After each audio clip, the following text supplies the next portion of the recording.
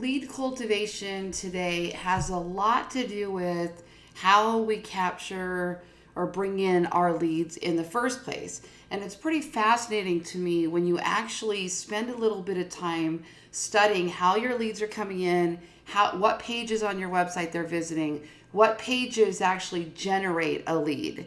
You know, what pages are making an offer that people are actually using and registering for, therefore becoming a lead.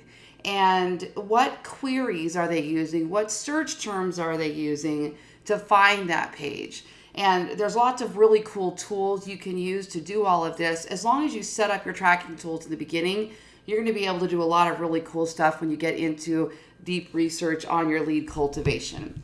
So the first thing that I do as a real estate agent, my real estate business, we have chosen IDX Broker as our primary source for sharing those real estate listings on our website.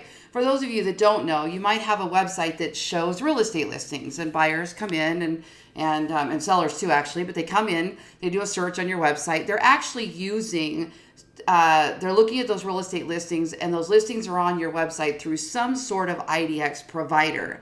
And you have choices. There's actually different IDX providers, and it makes the listings look different on your website. How the pop-up boxes for registration function are different with each IDX provider. How much you can customize the look and feel of the IDX is different with each provider. Well, we chose IDX Broker for ours, and one of the reasons we did that was because of the IP address, that they give us the IP address. So the IP address is it's a unique internet provider address, and if somebody is on their cell phone or in their home, you're going to be able to see a unique IP address that identifies that particular person, okay? And so in most cases when these come in, they're going to be unique to that person, and it helps us in finding out how that person is engaging with our website, where they came from, what the source was, that type of thing.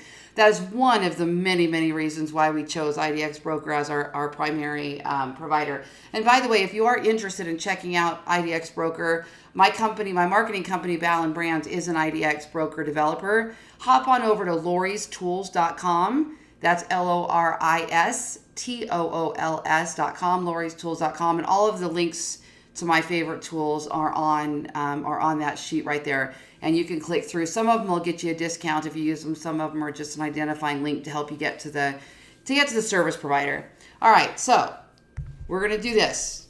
We are going to find out about this customer, how they found our website, what pages they visited, and then I'm going to show you something beyond there that's really cool. So we're going to click on this.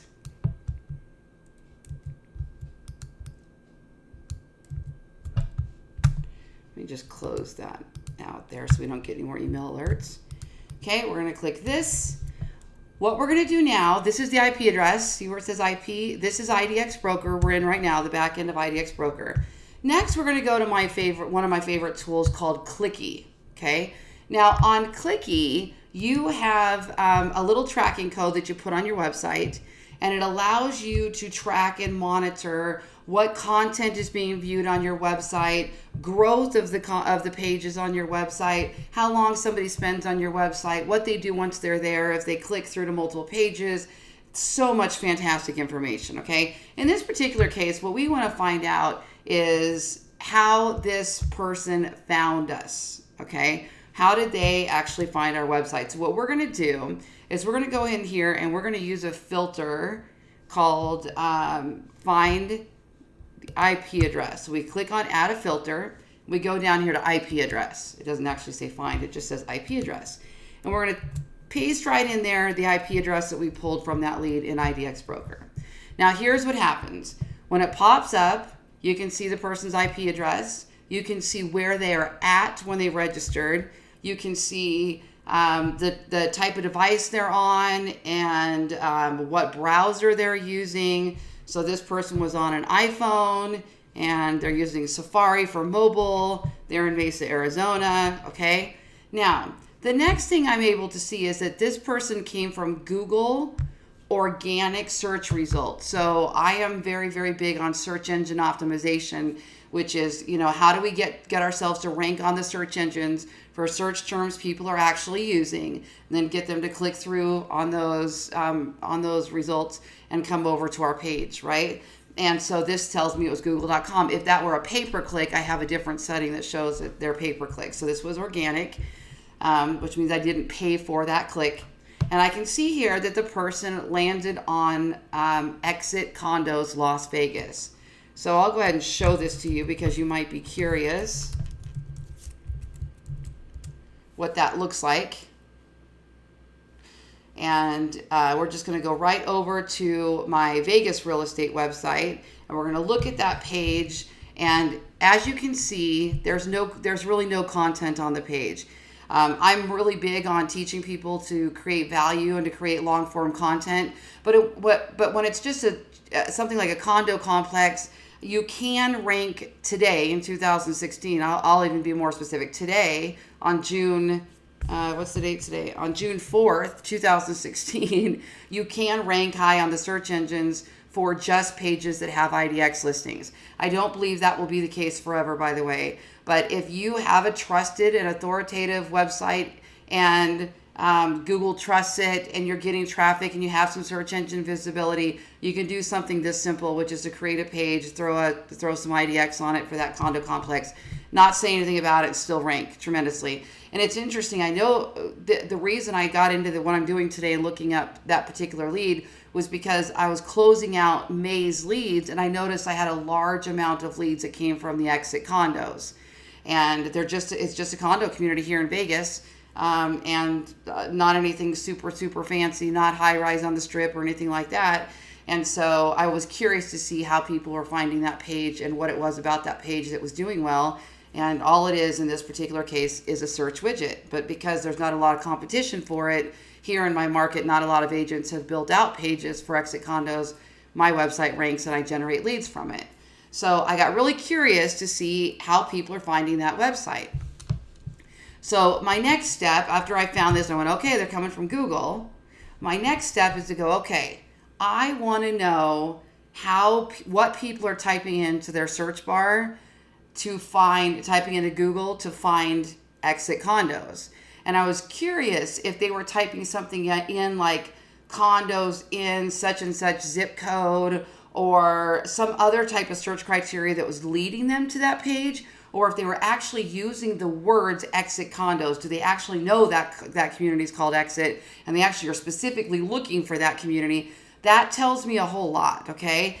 So I needed to know that. And unfortunately, Google locks up most of the keyword data. So our normal tools don't show all of that. We might get a glimpse, a little piece of it, a couple % of it, but most of it's locked up. So what we need to do now is we need to use Google Search Console to find out how people are finding that page, okay?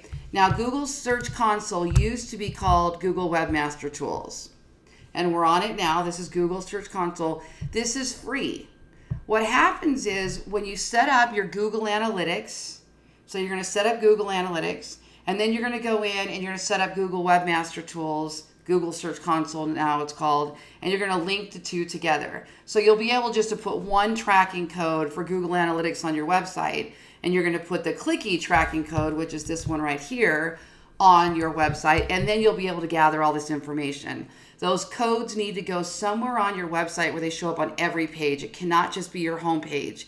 It has to be a code that allows it to track on every single page, okay? If you're using a website like WordPress, there's plugins for this, or you can simply put it in a footer. If you go into Customize Appearance and go into Widgets and find your footer widget, you can put in these, find where it says footer, you can put in these tracking codes right there. And that'll show up on every page. So if you're not sure, contact your website provider to find out how to install those. Okay, so now we're on Search Console and I'm on Pages. So what I'm going to do now is I'm going to go down, and the data is tracked for 90 days, at least at this time. Right now I'm only pulling the last 28 days. Let's just go ahead and see set date. Let's go to last 90 on this particular case. That'll even give me more data. Okay, last 90 days. What I'm going to do now is I'm going to go down and find my page. So these are all the URLs of your pages on your website that are getting traffic to them. It's not all of your pages, but it's the pages that are getting a certain number of traffic. And remember, it's not going to be all data. These are kind of samples. So here's the page I'm looking for, Las Vegas condos, exit condos. Okay. If I click on this little button here, it'll open the website. It'll open the page in a new tab so that I can view what that page looks like, which we just did. So what I'm able to do now is I'm able to see there were 47 clicks onto that page in the last 90 days. And I can tell you, because I had my 28 days open earlier, most of these clicks came in the last 60 days, and half of them came in the last 28 days, which means this page is rising up in the search engine rankings and it's getting more and more clicks, okay? So it's one to pay attention to. It's not astronomical number of clicks, but it's growing quickly. People are using it. We're getting leads from it. It's worth paying attention to. So now I'm going to take this little arrow here. I'm going to click that little arrow. Now what it does is it's taking me into that specific page, and it's going to give me the metrics and information about that page, okay? So what we're going to do is we're going to click on this button called Queries. Now, queries are the actual search terms people use when they type them into to Google. So they go to Google, they type in a search term. That is called a query, okay? Now, these are the exact queries, exact match queries people use to find that page. So 9 of those clicks out of the 49 that we were just looking at, 9 of those clicks came from it Las Vegas. 7 of those clicks came from it Las Vegas. 4 of the clicks came from exit condos. You can see here, obviously this one's run together. These are exact matches. It's exactly how they typed it in, okay? So I'm able to see how people are finding us. Now, down here, I can see what people typed in, and they did not click, which is interesting, okay? And it might just be because there weren't too many of those results, or somebody was showing up that had a more compelling snippet at the time, or a pay-per-click ad that was above mine are organic.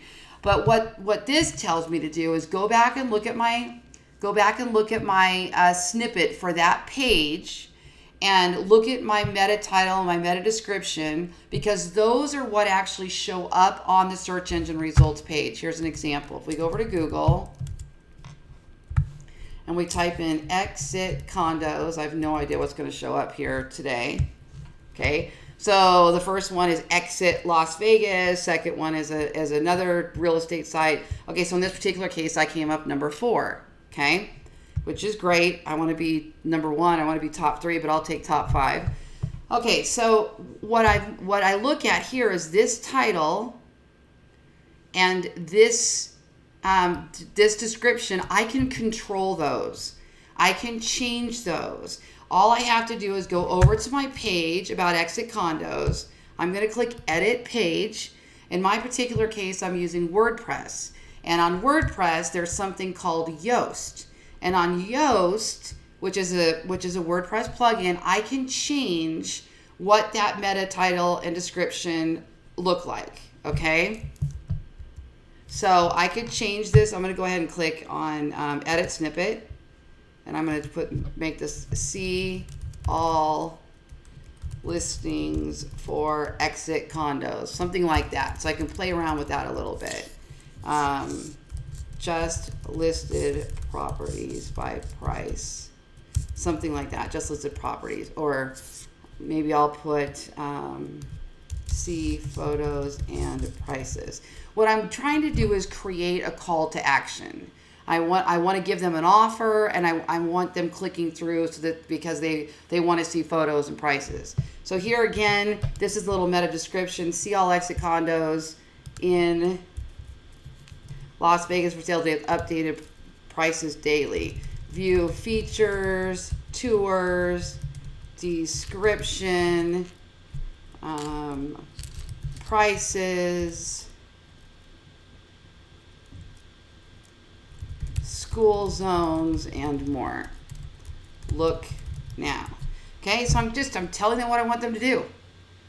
I want them to come over and see all photos and prices and take a look at them, okay? So now I can go ahead and click update, and that's going to change that snippet. There's other tools that you can use to do that, but for me personally, this is easy. It's right there, and so that's what I use. Okay, so I'm going to take a look at these and go, okay, exit apartments. Well, they're condos, they're not apartments, but people don't know that. So maybe it would be of interest for me to go back in and put the word apartments in there, or refer to it as apartment, and then in parentheses put actually condos or something like that, so that when somebody is typing in those search terms, they're more likely to find me. Okay, so honestly, that's really primarily it. Now, the one bonus I'll give you in this video is this information is the best information you can have to now go off and start a pay-per-click campaign. So organic SEO, search engine rankings, and SEM, search engine marketing, which is pay-per-click. So we have SEO and SEM. One is organic, natural, unpaid clicks, and SEM is pay-per-click, and it's driven by Google AdWords. If you look at your organic data, you can then go use that for your paid data. And what happens is, now, this is what I would do. I'd go over to Google AdWords and I would run an ad, and I would call it X space IT space Las Vegas condos. This is going to be the title now. And then I'm going to market it for that exact match keyword. And I'll go ahead and include this as an exact match keyword, and probably do 1, 2, 3, 4, 5. I would do those, all of those keywords as exact matches, not broad, not phrase, in this particular case, exact matches. That ad will be so relative to the people that type in those exact match terms that the quality score will probably be a 10 out of 10. And when your quality score is a 10 out of 10, your cost per click is lower, and your probability of being higher on the search results for that pay-per-click ad are going to be better. You know that you've hit the nail on the head with somebody that's actually looking for that particular phrase, so your lead capture percentage will be higher, and you're more likely to bring in a lead because you've given them exactly what they want. In addition, this will probably be a low competition keyword phrase, because it's not just like Las Vegas real estate, Las Vegas homes for sale, Las Vegas high rises, Las Vegas condos. It's a very, very specific.